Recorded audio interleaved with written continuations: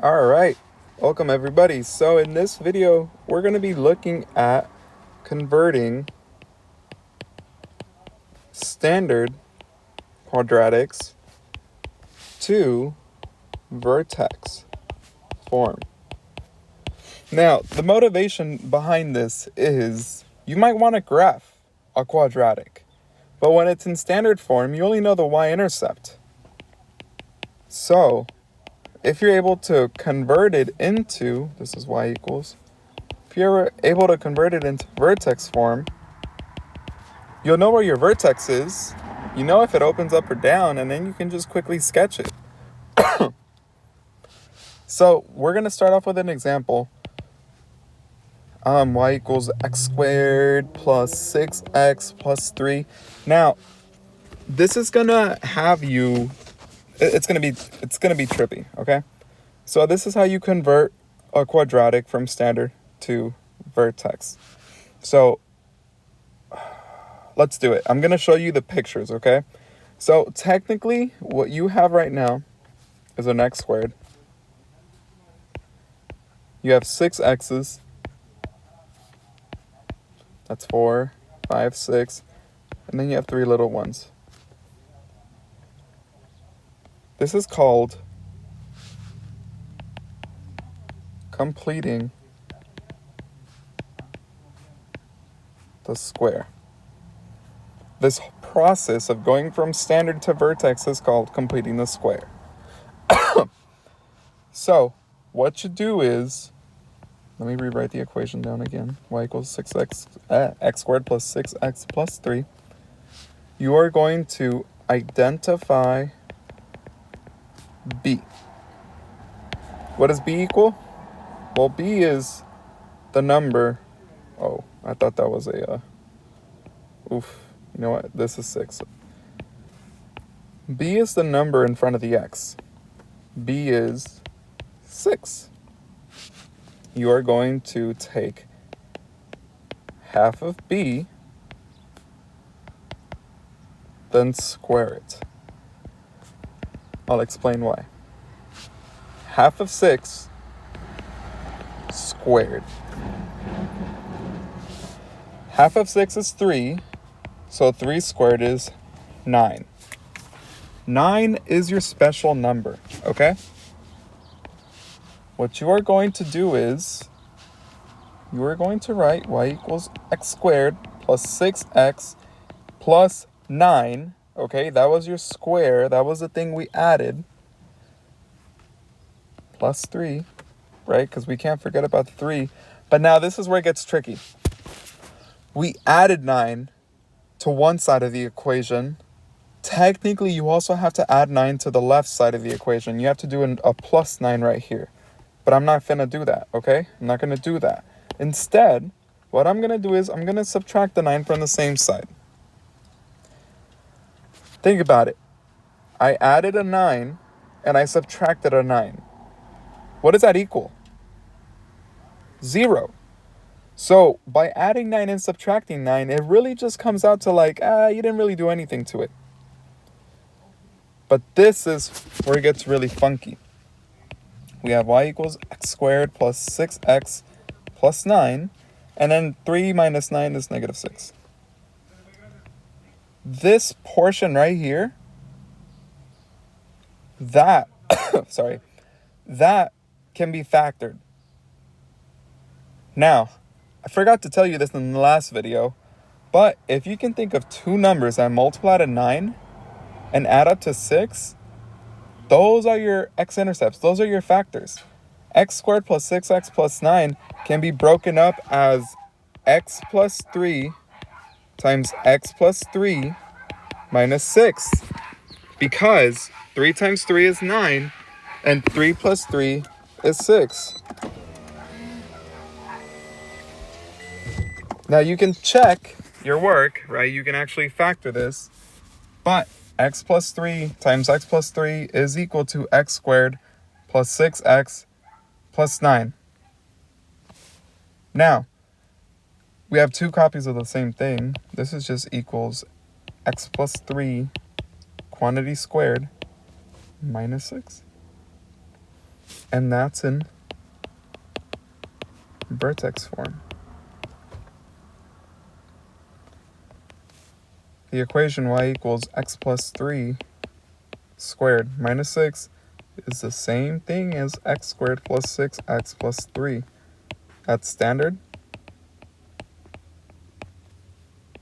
This is in vertex.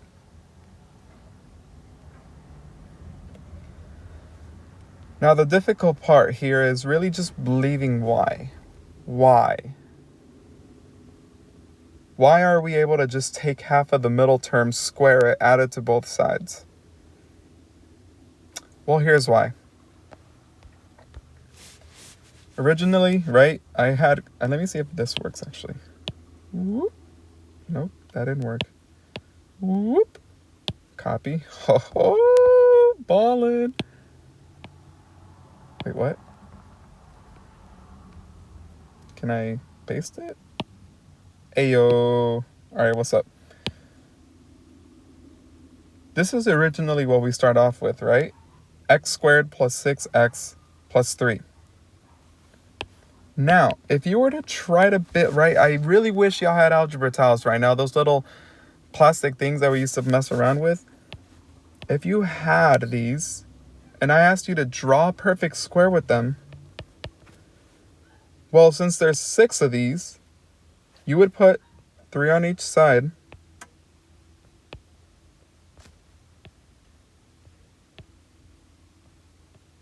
Okay, right? That's still almost a perfect square. You just have to, like, you know, fill this in right here.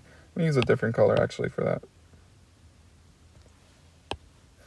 Let me use the color red. And those would be little ones. How many little ones do you see? 9 of them. The reason it's called completing the square is because you're trying to figure out how many of these little ones do you have to add to complete the square, right? If that's supposed to be a square. This right here, this portion right here, where you take half of the middle term and square it, the middle term are these little x's right here. These x's. There's 6 of them. And since half of them are going to go on each side of the square, that's why we divide by 2. We take half. The reason we square it is because squaring is just multiplying by itself. Since there's 3 of these and 3 of these, 3 times 3 is 9.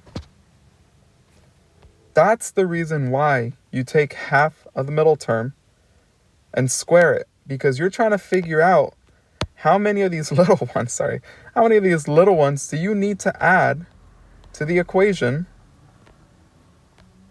Where is it? Yeah, how many do you need to add to the equation to complete the square? Let's try another one. The next video is obviously going to be how to solve equations in vertex form. So now, let's see, what's the equation I had? Okay. Y equals 3x squared plus 12x plus 9. You're going to have to factor it. You're going to have to do the diamond, do all that fun stuff because you need it. Sorry, wait, no. What am I saying? I am tripping right now. I apologize. So, what we have here is 3x squares, 12x's, and a 9. I am going to show you procedurally how to go about this. You're going to factor out the 3 from the first 2 terms, not the third one. By factoring out the 3, we have an x squared plus 4x, right? Because 3 times 4x is 12x. And then I'm just going to put a plus 9 over here. Okay? It's still part of the equation. And in fact, plus something. Okay? Now, ask yourself, what number do you think goes inside the box so we can complete the square? What times what?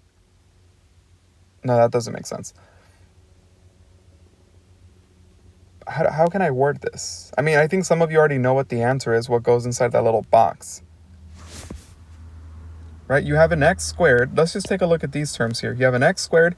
You have 4 x's, which means 2 x's are going to go on each side.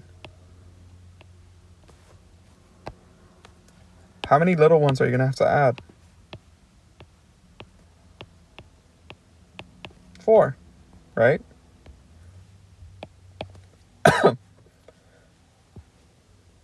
You added 4. So, right, we added 4, remember, and in the previous problem we added 9 and then we subtracted 9. In this case, you added 4. So how much are you going to subtract? Okay? I think some of you said, okay, we're going to subtract 4, but it's not really a 4. It's a 3 times 4. Because you're not really adding 4. You're adding 3 4s, right? 12. So now you have a negative 12 on the outside and a positive 12 on the inside. I know this looks kind of messy. Let me just rewrite it. This is 3 times x squared plus 4x plus 4 minus 12 plus 9. This reduces to a negative 3. So we have 3 times x squared plus 4x plus 4 minus 3. Now, this portion right here, sorry, that portion can be easily factored. What two numbers multiply to 4 and add up to 4? 2 and 2. So we can write that as x plus 2 minus 3.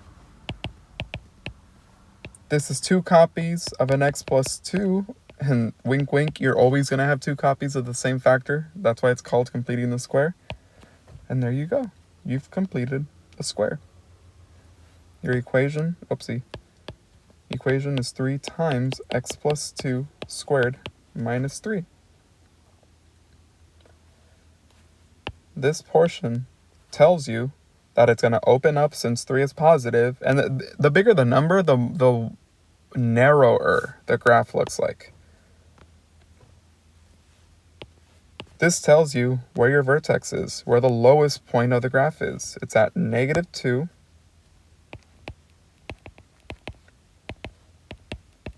comma 3.